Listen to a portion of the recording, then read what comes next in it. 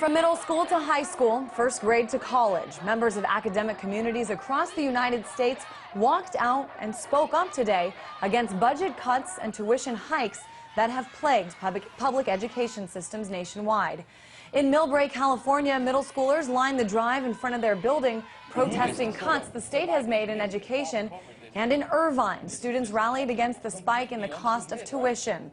Also in Santa Cruz, university officials closed the campus before the protests had a chance to erupt. Let's take a closer look now at today's day of action. RT's Marina Portnaya is live at our studio in New York, where the largest public school system in the country could potentially become clogged by mounting anger. We've seen anger resonating from all across the country. Talk about what kind of impact this is having in New York City.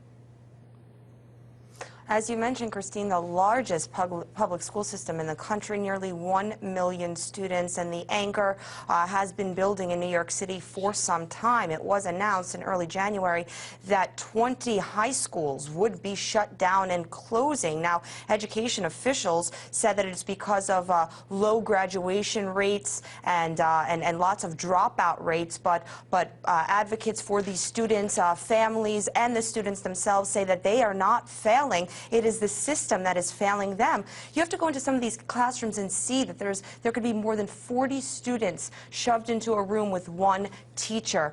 It's a large system, a public school system here. Now all of those students will have to transfer to other schools, and this is of course in a city where it takes only 50% of the students graduate in 4 years. The families, the students, faculty, they're all furious because a lot of people could be losing their jobs, teachers and others that have been working at those 20 public high schools. Now, of course, as you spoke about, this is not just a problem and a mounting anger that is restricted to New York City. We have seen the anger build up all around the country, and it has been stressed and underscored by all elected officials throughout the nation that the education of our future generation is so important. Innovation is so important.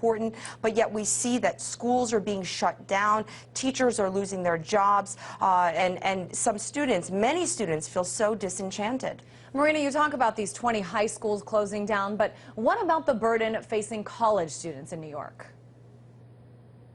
Well, the burden is not any less for college students because the Governor David Paterson of New York State recently announced that he wanted the budget cut for city and state public schools by $50 million for city colleges, $100 million for state universities. I should mention $400 million for New York City schools. And due to that, we've seen tuition hikes for all of these city and state schools in New York, and this has infuriated these students, these young adults that are trying to go to school, trying to make ends meet, trying to pay their tuition, and they can't. And while their tuition is going up because of these budget hikes, the tuition is going up because of the budget cuts. The services are decreasing, and we see these students pay an average of $7,000 a year. These prices are going up. Now city and state universities will not be restricted in terms of how they want to hike up their tuition.